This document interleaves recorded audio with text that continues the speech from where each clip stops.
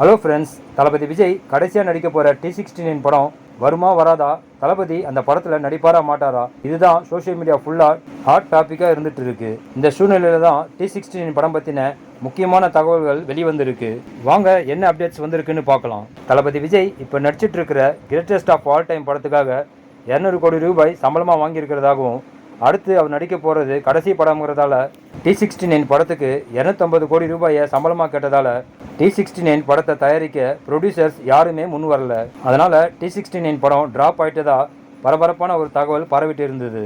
அதுக்கேற்ற மாதிரி தளபதி பிறந்த நாளுக்கும் T69 படம் பற்றி எந்த ஒரு அப்டேட்ஸும் வெளிவரல.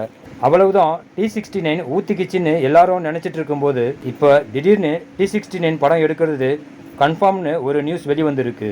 அக்டோபர் மாத கடைசியில் T69 பட ஷூட்டிங் ஸ்டார்ட் ஆக போகுது.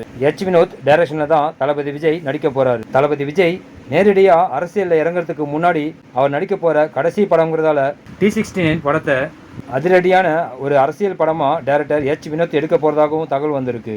இந்த படத்தில் நடிக்கிறதுக்காக தளபதி விஜய் 250 கோடி ரூபாய் சம்பளம் வாங்க போகிறதும் ஆல்மோஸ்ட் கன்ஃபார்ம் ஆகிடுச்சு. ஆனால் இந்த படத்துக்கு ப்ரொடியூசர் யாருங்கிறது மட்டும் இன்னும் உறுதியாகலை. செப்டம்பர் 5ஆம் தேதி கிரேட்டஸ்ட் ஆஃப் ஆல் டைம் ரிலீஸுக்கு பிறகு T69 படம் பற்றி ஒவ்வொரு அப்டேட்ஸாக வெளிவர ஆரம்பிக்கும். ஓகே ஃப்ரெண்ட்ஸ், வீடியோ பற்றின உங்கள் கருத்துக்களை மறக்காமல் கமெண்ட்டில் சொல்லுங்கள்.